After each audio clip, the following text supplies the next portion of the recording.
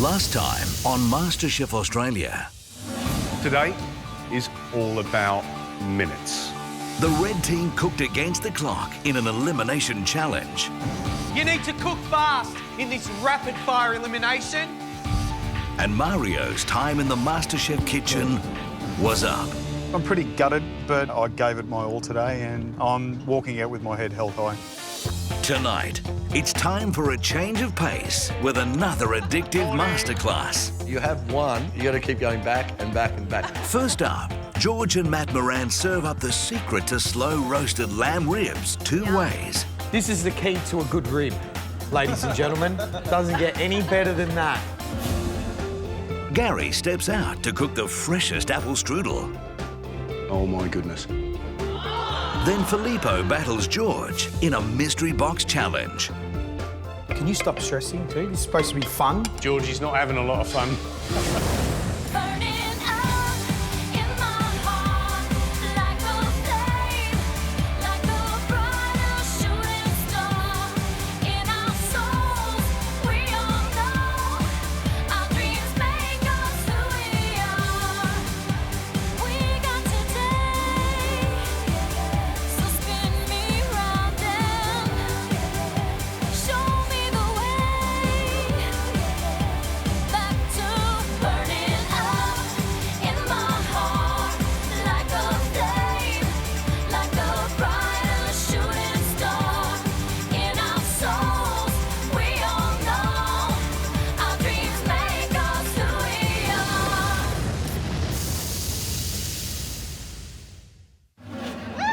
Come on, let's have the best day of our life. Do that again, Tam.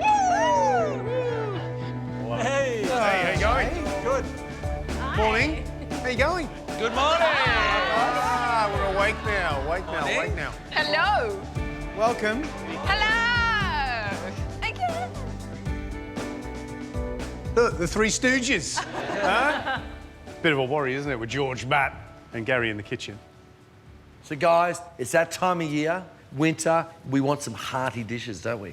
Gary, I believe you got a little surprise for a couple of Always these guys pick today. me to do the winter warmers. Funny that, isn't it? Huh? Mr. Comfort Food. Well, I've got a little surprise, a little sweet finish for the day. So I've picked a couple of guys, Sam, and also Jules. So come up here. Want a little off-site masterclass? Leave the rest of them to do their thing? All right, let's go. Come on, Put your Sammy. coats on, guys. It's getting chilly out there. And we'll bring you something back, OK? Please, Gary. Yes, skip in. I don't think there's anything better than it's a bit drizzly out there, a little bit cold. You know, we're sitting on the couch with a big bowl of lamb ribs. Hey? They're cheap, they're cheerful. The problem I always find with ribs, they're so moreish. You know, you have one, you got to keep going back and back and back. So we're going to do beautiful marinated, slow roasted lamb ribs. Two styles of ribs, Asian and some Greek-style ribs. Beautiful. First thing we're going to do is to cut our ribs into single pieces. So you don't want to take that fat off. You want to leave as much as possible on, yeah? You don't want to trim them up. That's the great thing about the ribs. The more you trim them up, the less you've got to eat at the end of it. We have our ribs cut. Now for our Asian-style marinades, you want to get that perfect balance when it comes to that marinade. You know, not too salty, not too sweet, not too much chili. So we're going to start 2 tablespoons of brown sugar, soy sauce, 2 tablespoons of soy sauce, 2 of fish sauce, 2 tablespoons of peanut oil. You could also use vegetable oil if you had to, yeah? Right, we've got some tamarind, 2 tablespoons. Some sambal, 2 teaspoons. And 1 teaspoon of coriander, ground coriander, yeah? Mindy, you got a bit of a smile on your face. Oh, I love these flavours, you know. Lamb ribs, have you ever cooked Asian-style lamb ribs? I haven't actually done them Asian style, so I'm going to be really interested to see how they turn out today. It's not a typical Asian meat. Right, some garlic. 2 cloves of garlic. Right, grated ginger. We're going to do 2 teaspoons.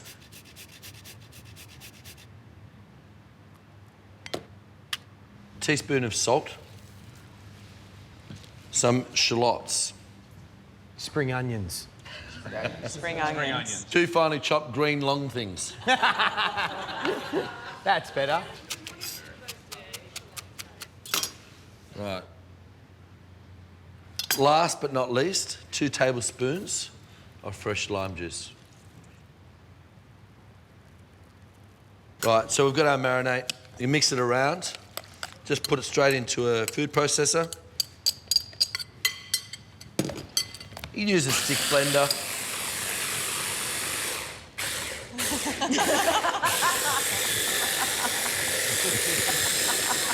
Wave the checkered flag. Thanks, Georgie. Put our marinade over the top. Get your hands in there. George, can you do me a favour and cover that and put that in the fridge for me? Love to.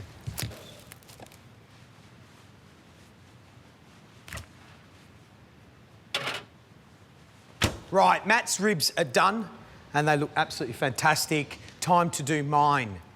But I think we're gonna get Kylie and Wade out for a little bit of fun. Come on, guys, come out, come out. Go, Kylie. Go, Wado. Go, Wado. So you guys make 2 different marinades. I'll pick one that I'm going to use, or maybe none.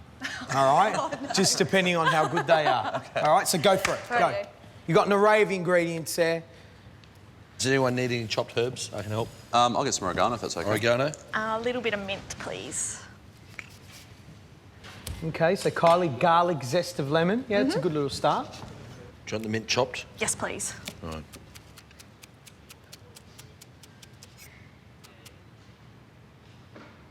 Thank you very much.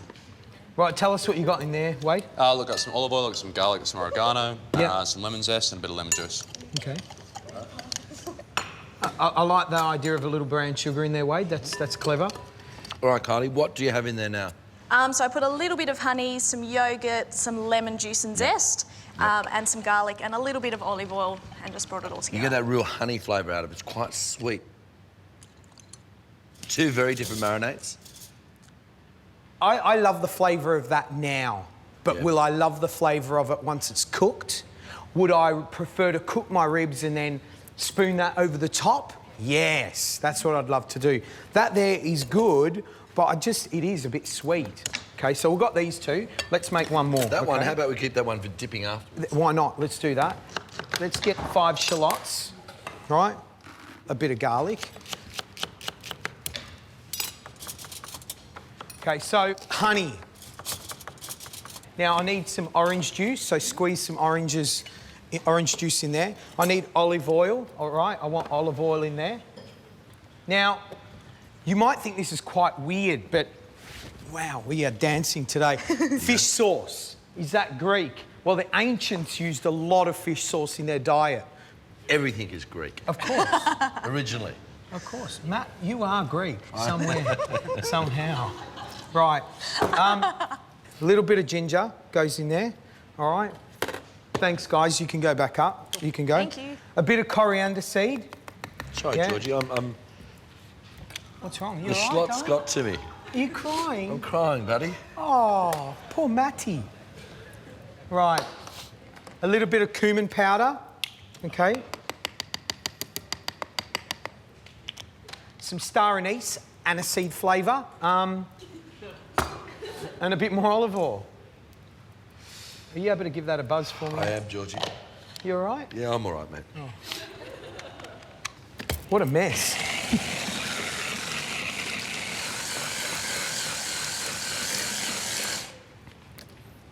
That looks fabulous. All over? All over. Okay. It looks fabulous. And we just, you know... Now, Georgie, we're going to roast these. I'm going to grab mine back out of the fridge. Yep. And we'll get them in at the same time, yeah? Good idea. Lamb ribs I love because they are juicy, they've got a bone on them, they've got great flavour. They're just the best. To me, they've got the fat on them. And they're cheap as well. So, Georgie, it's about 160 degrees for an hour and a half. Yours? Same. Right, mate, let's put them in together. Right, exciting times. Both sets of ribs are in the oven, the Asian style and the Greek style. Next, Matt needs to make a little dressing to go with the ribs, and I'm going to make a little side dish to go with your ribs. Beautiful. All right, dressing, Asian style, characteristics, sweet, sour, and salty, yeah? You've got to have those three components. Really, really simple. You're going to add a little bit of chilli to it and a little bit of coriander once it's cooled. George, is it possible to get that fine dice for You me? give me the chilli. You're hilarious. George loves chilli, doesn't he? Do you want the whole Right. lot? Fine dice? About a little bit of it, just about Half? a half a teaspoon. Right here, we've got a tablespoon of rice wine vinegar, tablespoon of light soy, tablespoon and a half of fish sauce, tablespoon of brown sugar,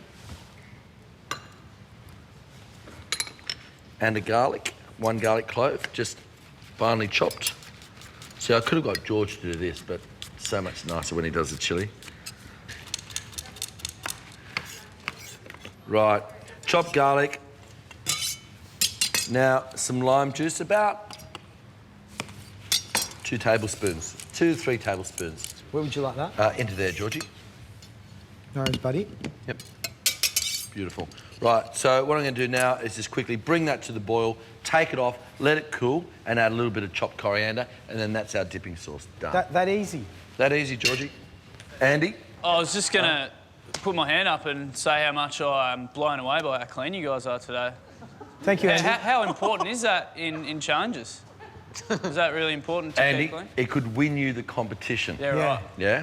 But at this point in time, the way that you work, you're a long way off.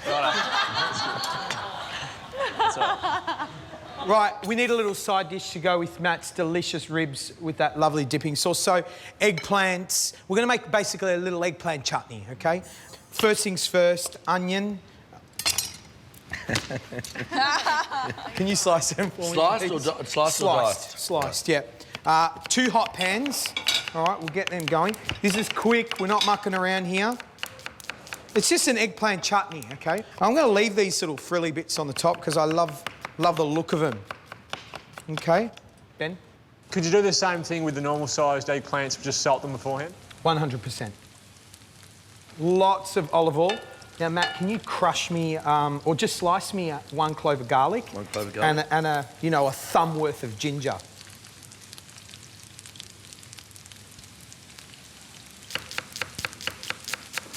All right, we've got another hot pan with oil, and we want to start frying off the eggplant separately, OK? Little salt on our eggplants. OK, so our oil's starting to fry these onions, so I'll turn that down. Coriander seeds, a teaspoon of coriander seeds, all right? Turmeric, a teaspoon of turmeric. A half a teaspoon of cumin seeds. And some in its powdered form. Garlic and ginger in there, George? Yes, please. OK. Now, at that point, tomato paste. Just a tablespoon of tomato paste. And 3 tablespoons of crushed tomato. OK? And we're just going to let that come together. What we want is this to be sort of rich and chutney-like in ways, all right? And finally, yeah, a tablespoon of brown sugar and a couple tablespoons of white vinegar, all right? Okay. See how it's getting really rich and deep in colour? How long's that been? 10 minutes, not even? That's that. Yeah. OK, our eggplants, they've got this lovely sort of charness on them. Straight in. Right, so I'm going to add a little bit of mustard to that, seeded mustard, right at the end. OK.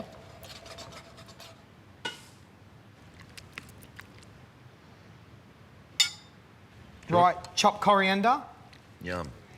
Our eggplants are done, okay? Simple, simple, nothing. How easy is that? Right, I've just pulled my dressing off in the bowl. Add a little bit of chopped coriander. I'm just cooling it right down now. We'll just set that aside. Wow, I think our ribs are ready because I can smell them. Those Asian-inspired ribs that smell really caramelised, and of course, the Greek-flavoured ribs. Andy, notice? Look at that. Delicious. Yum. Yum, they're nice and hot, and mine are sticky. I'm just gonna do a real rustic style plating, put them all on a board. I've got my little dipping sauce, I'm gonna pour into one little ramekin. George's beautiful eggplant chutney. I'm gonna put that into a big bowl. Look at that. Okay, so with these ribs, I want to make a little fresh salad, okay? So I've just got some blanched beans, green beans, some almonds that I've just toasted off, okay? Some caramelised onions, okay? For some sweetness. Some sea salt, and of course some feta. All right? And then I want some mint. I love fresh mint. Because I think mint, Greek, Yep. it's, you know, it's like 2 peas in a pod. And then, of course, we've got that little yogurt that Kylie made. So, Matt, if you could just dribble some around on top of the lamb ribs. Yeah. Yum.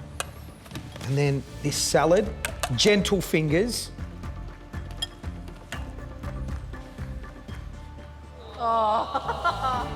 All right. Well, there you have it. Asian-style ribs, dipping sauce, and George's beautiful eggplant chutney. And some Greek-style ribs. Beautiful. Right, tasting time. Kylie? Oh, yes. Wade? It's only fitting, I think, that you guys should come up and taste. Right, go for it. I'm tucking into this one first for sure. Oh, better go. Don't be shy. No, I'm not. Get a little bit of everything. Yep. Get your fingers in there. That's what it's about. You can try one, Georgie? Yeah, I'd love You wouldn't like it. Oh, Jesus. What are you tasting, Wade? to. Oh, Sweetness, you get a bit of lime on the marinade. It's beautiful, isn't it? Carly? This is delicious. I love it. I can't stop eating it. This is just so tender, it just falls off the bone. And what about your dressing? oh, it totally makes it. I think it's too sweet. I think it ruins it. It's too sweet. But it's all right. Oi! Look at that, huh? Right, come on, run down. Everyone grab a handle. Yum. How good is that? Everyone got one? Thank you very much. Thank you. Yeah? God. This is the key to a good rib, ladies and gentlemen. Doesn't get any better than that, all right? Bo, you're our barbecue guy. What did you get out of today? Cooking it in the oven at 160 degrees. That's something I wouldn't do. I'd normally marinate it overnight, then put it on the barbecue. Key technique for mine, don't hit it really hard with temperature and caramelise the outside and have it still tough in the middle. You want to cook it nice and slow. These two dishes are all about filling your heart with lots of happiness, especially during the winter time.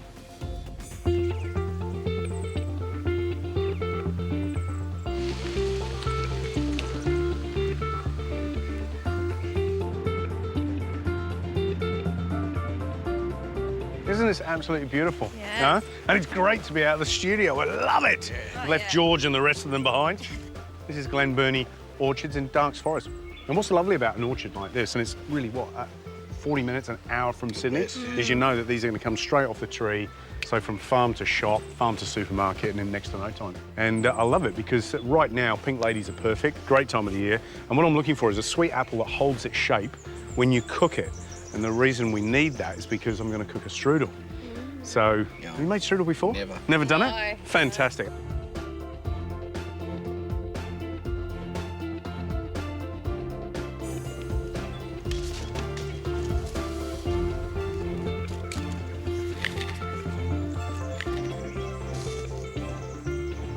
Come on, Sammy. Come on, Jules. Can you smell the apples in this shit? Yeah, you can. It's fantastic stuff. OK, so let's make the pastry. You can do this with me. You've got 225 grams of plain flour. 125 mils of milk. Just pour that straight in. 1 egg. And a little pinch of salt, almost a teaspoon. All right, you can use flake salt, that's great. And then we just set that on a slow speed. Just let it do its magic. And that'll take about 2 minutes on the machine. And then what I want you to do is just drizzle that 30 grams of melted butter down the sides. So you can take it up a notch just to incorporate that final bit of butter. And then if you pop that paddle off, see how soft it is? It's beautifully soft and elastic. So what I'm going to do is a bit of flour on the bench. I'm just going to remove that dough, pop it on the centre of the bench. So put a little bit of flour on top and just use your fingertips to fold the dough back in on itself and then turn it and fold the dough back on itself and turn it. See, and if you use your fingertips and you use floured fingertips, then it will just stay nice and clean, like that. Feels beautiful. And we rest that dough for at least half an hour, all right? Because you've got to let the fats in the butter do their thing and make that dough really soft. So now we'll make the apple filling. So we need 5 apples each. So what I want to see is who can peel these apples the fastest. If you look under your bench, there's a couple of nifty little machines. Ooh. Have a look under there. Yeah. But we actually use these in professional terms to make things like tartatan or apple pies because they're really quick, much quicker than using, you know, a peeler. But I'm going old school, you're going new school. Do what you want. Let's peel apples. You got to work it out first. I get a head start, don't I? Oh, this isn't happening.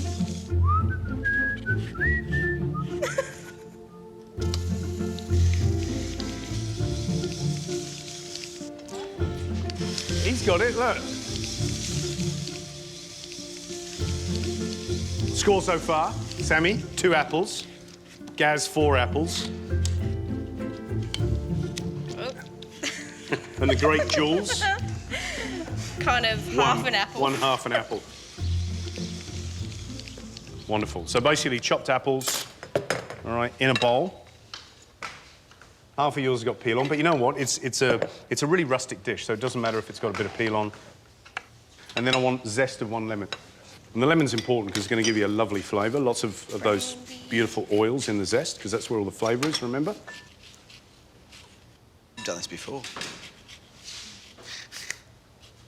We've got 165 grams of brown sugar. I'm not going to put all of it in because I need some of it for the actual mixture, and this is soft brown sugar, all right? So I'm going to put 2/3 of the sugar in. Got some raisins, it's 1/4 cup of raisins. And I've got about the same quantity, 1/4 cup of almonds. Teaspoon of cinnamon. And really, when I say teaspoon, you can put as much or as little as you want. Some people love cinnamon. Love it. I do. Especially with apples. And I've got about 60 ml or 3 tablespoons full of brandy. You don't have to put the brandy in, but it just gives it a nice little flavour in there, OK? And the final ingredient for the filling are breadcrumbs. Now, this seems a bit weird, but the reason they're in there is to help soak up some of the moisture in the apples, and also texturally, they'll give you a lovely flavour. You can put them in raw like this. There's about 125 grams, all right? We'll put in, again, 2/3, all right? All the mixture's in, nice and easy. Just give it a stir. You can use your hands, you can use a spoon, doesn't matter. And you can smell that already. It's just absolutely brilliant, all right? So set that aside. So apples are done, pastry's rested, so now we can do the exciting bit, which is actually put this strudel together, so it's good stuff. So first up, Jules, if you can get rid of the boards, because we need plenty of space here. Need a little bit of dusting flour, Sam. And we're just going to sprinkle a little bit of that on the bench top, all right? So, onto the bench, and then what I do, Sam, is just, I'm going to roll it into a rectangle. So just create that shape with your fingertips, all right? That makes it easy. So roll... OK, and then roll the other way so that you keep that rectangular shape. Now, this strudel pastry has to be almost as thin as paper, all right? So you need a nice, clean cloth, all right? What you're going to do, Sam, is you're going to roll this pastry up to one end of the bench, right? Put your cloth down, and you'll see why this is important in a second. Flour your cloth, and I think, Jules, you can do this bit. Yeah. And then actually roll this back onto your cloth. And the reason this is important, because now what you're going to do, Sam or Jules, is you're going to stretch this pastry. And the best way of doing this is to put your hand and start stretching it out like this. See this? Yeah. Doesn't it feel beautiful? Yes, it does. So the secret is just to get it nice and thin, and it should almost be translucent. You should almost be able to see through it. Now, remember we saved a third of those breadcrumbs? Yep. That's for a reason, okay? And you scatter those over the top of your pastry. And remember what that's for? That's to absorb any extra moisture that you might get from your apples, which will compromise the pastry. Yep? Yep. And you also had a little bit of brown sugar. Just sprinkle that in on top of the breadcrumbs. And then the next job is just put that lovely, fragrant, lemony apple over the top of your dough. All right? It's a good size, I reckon, this one. Yep. So what you can do is you can use the cloth to fold it in, or you can just pick the pastry up and fold it in like that. And then, right, this is where the cloth comes in. So fold that pastry in. Go on, chuck it in. Now, roll. Uh-huh. Don't roll it tight. It's all about, yeah, perfect. Right, so using your cloth, just actually pop it onto your tray.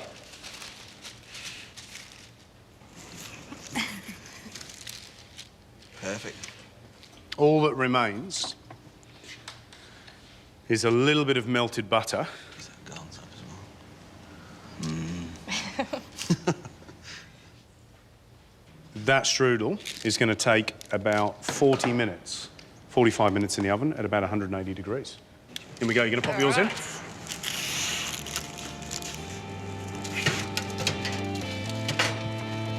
Right. Job well done.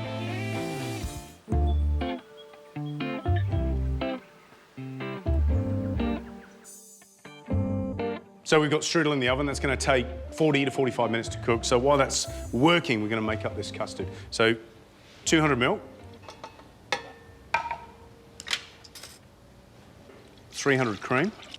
We're going to put that on a high heat with the vanilla bean. And what the vanilla bean will do, obviously, is infuse and give us that wonderful flavour. So you can chuck that way. Split the bean. And obviously it's the seeds that we want inside that vanilla bean. So all these lovely little seeds which give it all the flavour. And you can use a vanilla bean a couple of times when you make custard. All right, so that in. And on a high heat, that'll take about 3 minutes or so to come up to the boil. Got 5 eggs, so we want 5 egg yolks. So we split those, whites in one, yolks in the other.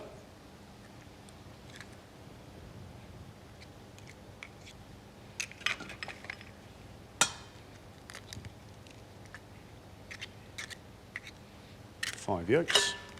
And there's a 1/4 cup of sugar in here. And what's important with this is that we just whisk them around and make sure they're nice and creamy and white, all right? And that's the reason we do that, make sure it's incorporated, but it's also going to help this mixture cook really beautifully. Now, about 25 grams of corn flour, or 1 good tablespoon, will give you enough thickness in that custard to take it from being an anglaise, which can be a little bit thin, to something that's just really lovely and textural and more familiar to people as custard, you know, like the custard you get in the Tetra Pak that you don't drink from the fridge. Not one. Yeah, okay. All right, and again, look at that mixture. It's already See, coming, yeah. it's all lovely and fluffy and white. You know you're onto a good thing. You've got all the milk boiling in here, so most people pour a whole lot in, and after working in a number of busy kitchens, you realise that all you got to do is pour enough in just to keep this mixture nice and hot, but to also incorporate the egg yolk, right, and the sugar. You can pop the whisk back in and use this flexible spatula to make sure that all of your egg mixture, every little skerrick, every little bit, goes in, that into the ice. And then you can whisk this back up to temperature. And because already it's hot, already you're pouring that mixture back into the hot milk, it's not going to take long to cook. And what you're looking for is that mixture to start to thicken. And it'll do two things, cook the egg and start to cook the corn flour and thicken the mixture. Now remember, if you give it a quick whisk like this now, all of that steam is heat. So if you knock that heat out, that looks amazing. Looks amazing. And you notice again, I'm using this flexible spatula. It's like a pastry chef or a chef's best friend. I think we can forget the strudel and just eat the custard. What do you reckon? Yeah. Custard and apples. We can always make another batch. Doesn't get any better than that. Ready? Oh my goodness. I ate the whole bowl. That's beautiful. Isn't it? Shows you how easy it is. All right, custard's made. Come on, Sammy, do some work for a change. Get them out of the oven. I've got the ice and sugar ready. Beautiful. Love it. Oh, yum. Yeah, a bit of ice and sugar. Beautiful. Look at that. Beautiful. So I reckon what we should do, we should eat one. Yeah. And then you can take yours back to the team Or at eat the it in the MasterChef car. kitchen. Do you reckon? We can eat it in the car. I'm just going to put a dollop of cream on. Just warming that spoon up. Show you that little technique, huh?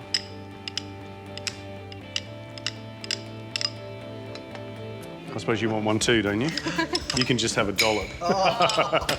Right. And I reckon this is exactly what it should look like. Really, you know, really sort of knobbly, really country, and a nice slice. You know the chef's treat is all the end knobbly bits. Which is gorgeous.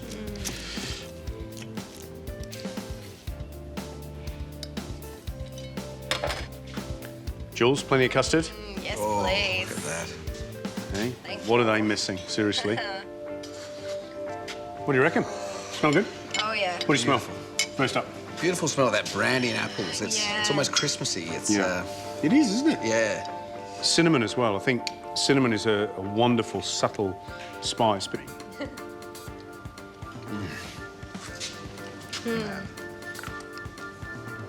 That is rock and roll, isn't it?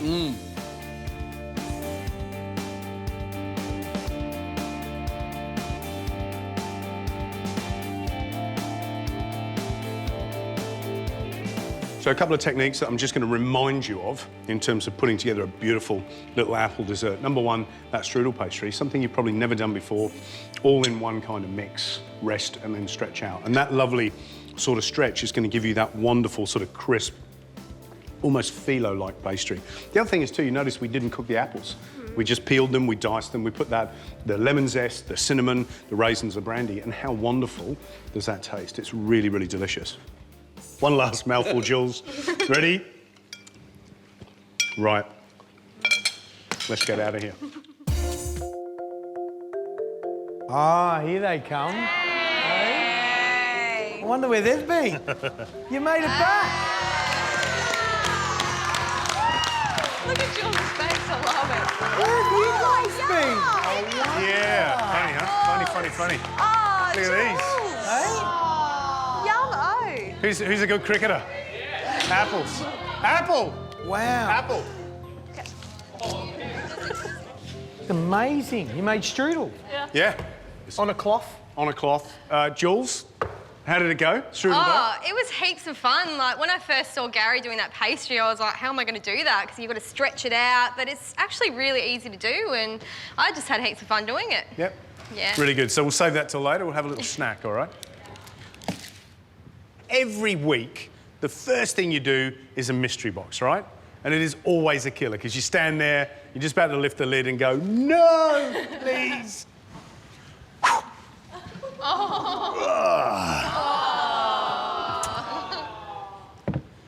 You want to have a go? Love to. But there's a catch. What's the catch? Someone else has to have a go. Who's up for competing against George? Come on, Amina. You know, Ben, you know when you're a teacher and you have a few people that pick their hands up, do you pick the people with their hands up? Nope. Nope, nor do I. Filippo. Come on, buddy.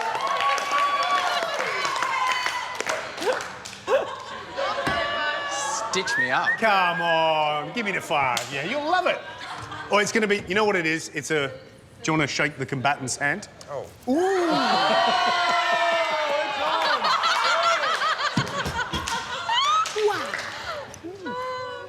Whatever ingredients are under there, I want you to cook a dish that's your style. Just because you're competing against George, don't start looking at bits and pieces and going, oh my goodness, what am I going to do? You have to cook something that you feel comfortable with. You ready? Yep. Right, pop the lid up, let's have a look. Dear me. Oh, nice. Oh, celery actually. Thyme, parsley, Parsley? rosemary. For you, No, not parsley. Chervil. Chervil, sorry. Cauliflower. Pedro Jimenez. Nice. Yeah. Raisins. Beetroot. Celeriac. Beautiful. And some, endive. Yeah, endive or frisée, yep. Goat's cheese. And the hero at the front? Quails. Quails. Nice. And you got some beautiful beans sitting under here? Beans. Right, first thing that comes to mind, what's in your head? I like the quail. I think I'm going to pan roast them with cauliflower puree, roasted cauliflower and beetroot and some raisins with Pedro Jimenez. George, what do you think?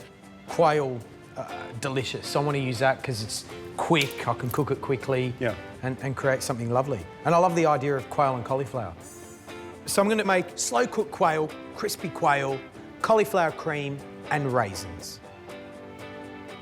Well, I'm thinking about this cauliflower and I want to do a couple of different textures of cauliflower. So there's this lovely fried I love frying cauliflower florets, just simple. I want to serve some shaved and raw. I also want to make a puree, so a really silky, smooth puree. So I've got some milk in the pot, I add some butter. Come on, George. Thank you, my darling. I'm just going to make a cauliflower puree, so I'm just going to get this cauliflower started and get it in the pan with a bit of milk and soften it up. So are you making cauliflower puree too? Yep. Oh, I am. Wow. Sounds like a good idea. Now, Filippo, if you want to, you can get a little commie, because I think it's a bit unfair that George has got, what, 15 years experience, 7 restaurants and 2 hats in the food guide for Press Club, and you're an amateur. Let's see. Sammy. Go and distract George, Sam. That's your job. Annoy the crap out of George.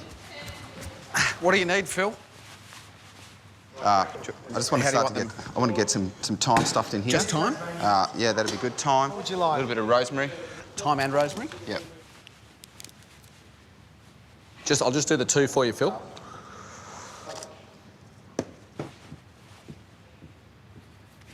Sammy, you all right there with the truss? Yeah, I probably need a little help trussing these. They're a little bit fiddly for me. Can I show you a little technique? Yes, please. What you want to do, this is called a 1-string truss. So what you do is you tie the legs first, and then pull the string down by the side there. Oh, yeah. And then just secure those wings like that, so they're nice and tight. Beautiful. And tie back to there. Thank you. So quail, Filippo. Yeah. It's quail, George. I'm going to make like popcorn quail using the legs. I'm going to take the meat off the leg, right, and I'm going to soak it. I've got some of that goat's cheese there. I'm going to let that down with a bit of milk. So you're making like, if you can imagine like buttermilk, goat's cheese milk, right? Soak the quail meat in there so it takes on that sort of, that flavour, and then fry that really crispy. The breasts I'm going to slow cook in olive oil, just in a bag, because I want them really buttery and tender. A little bit of salt.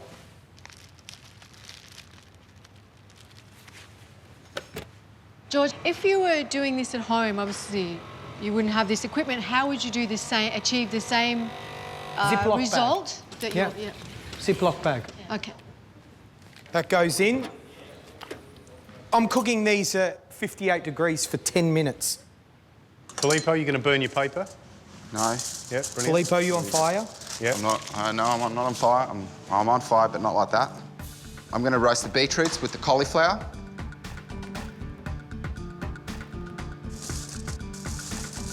Get these in the oven, mate.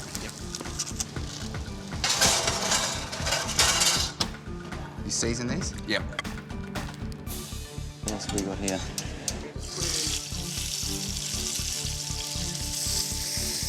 Okay, great. Use your hands, Phil. That's it, mate. George? Yes, Chef. What are you up to? I actually feel like a cup of tea in a lockdown.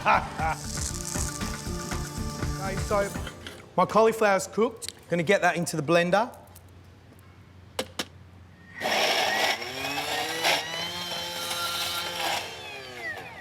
You know what? I've made my puree, but I'm not happy with it. It's a bit grainy, so I'm just gonna pass that through a sieve.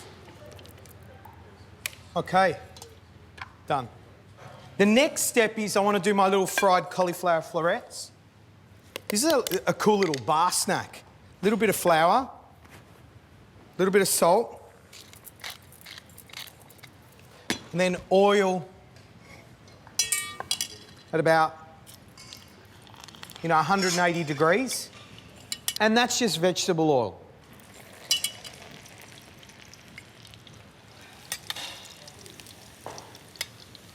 It's actually perfect colour.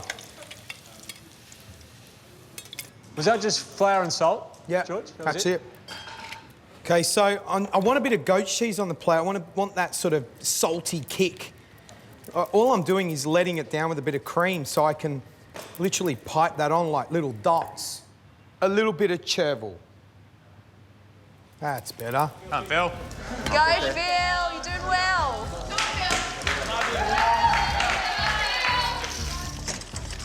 What are you doing with that? Just gonna flash that off with a bit of this. Whack in some Pedro Jimenez. Are you gonna actually make them sticky?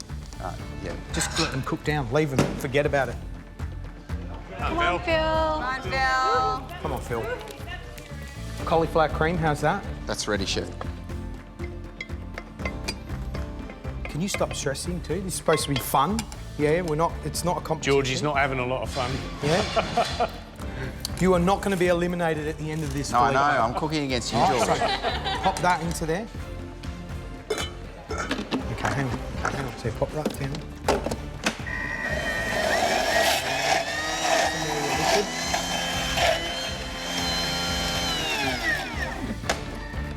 Right.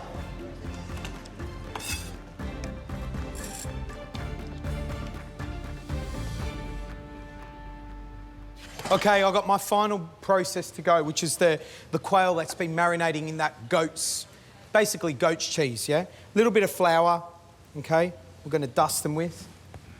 And then one by one, we're going to drop these into vegetable oil at 180 degrees. What we're doing is giving this quail a couple of different textures. So when you taste it, you're getting, something different. Filippo, you need to check the quail.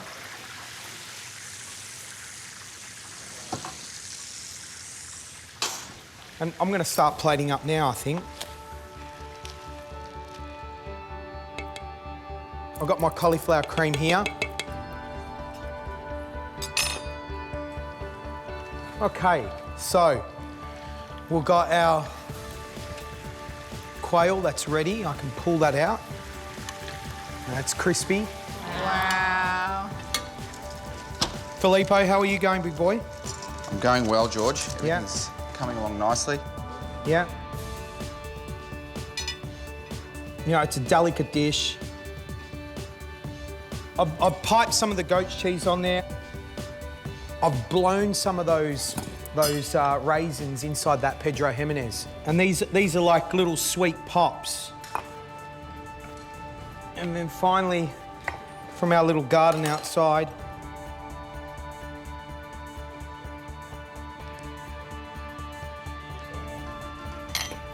there's some of this beautiful little Pedro Jimenez reduction.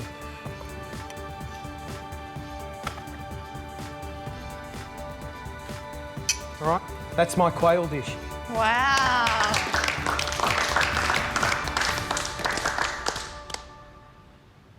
You're nearly there. Go, Phil. Come on, Phil. Yes. Come on, Phil. Come on. I'll tell you what, these are cooked beautifully. These are cooked so well. Let's plate it up.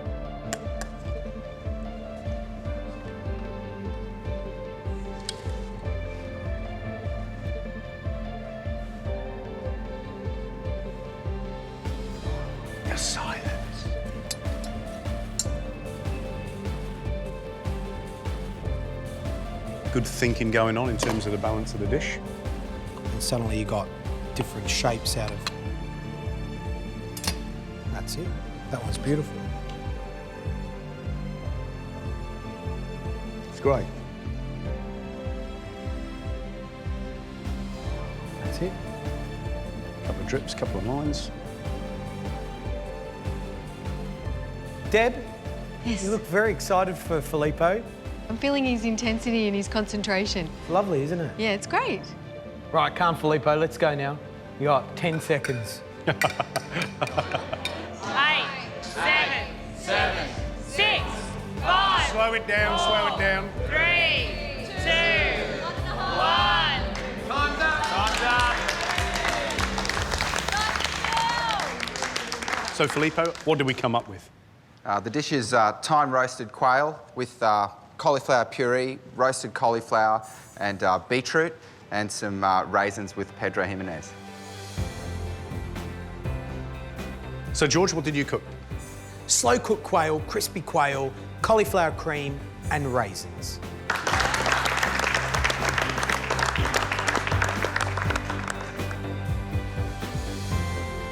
Well, you know what that means, don't you? Tasting time. Yes. Emma? Tregan, up you come. And you need to taste your own food, Filippo. Yeah, absolutely. I reckon dive into Filippo's first. Yep. Have a little taste.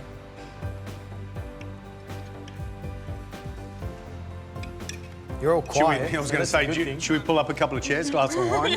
You know? The quail is so delicate and so soft, and just I could just eat that all day, every day. Like it's perfectly cooked. It's Good stuff. Really, really beautiful. Well Good done. job, Filippo. Thanks. Well done, Filippo. Really beautiful. All right, let's dive into George's.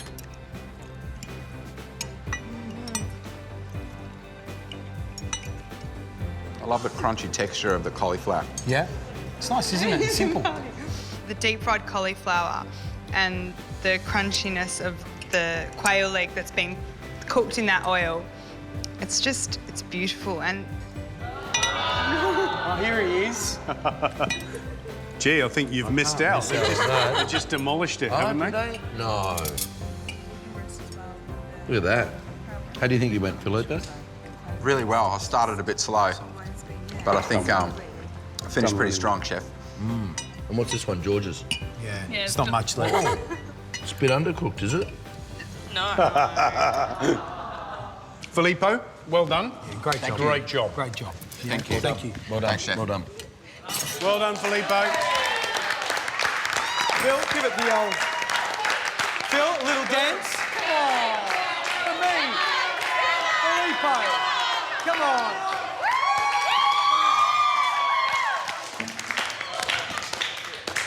What, we did all that cheering for that. Man. Nah, it's too embarrassing. So, Filippo, you walked away from that little exercise just then. What did you learn from it? Because that's a fabulous little effort you made there. I learned about the delicacy of plating, getting the composition right at the beginning. I've got a lot of confidence now, and I feel like these guys better be worried. Well done. You cook like that for the rest of the competition, watch out. But with that in mind, time to celebrate, think about the week that was, have something to eat. Come on, let's go. Let's go, guys. Let's do it. I want to try some. Do you like some strudel? Hey?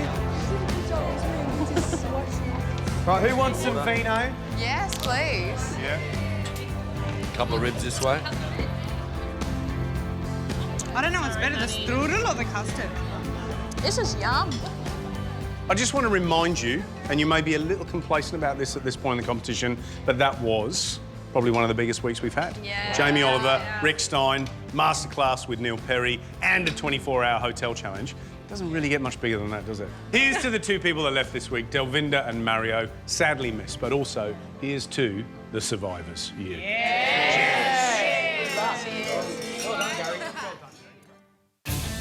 Next time on MasterChef Australia. It's a big week, and the big week starts now. 3 past MasterChef champions return with their very own mystery box. Whose mystery box am I choosing? It's gonna be Adam. It's a high-stakes race. It's amazing how you get those same nerves. A bit terrifying. I feel bad for him already. To take 5 special ingredients and create one amazing dish. What can go wrong here? I suppose everything can go wrong. Oh my God. But in the end, the 3 least impressive will be up for elimination. I prefer it to taste good than look good. I think it's a winner. Let's hope it tastes fabulous.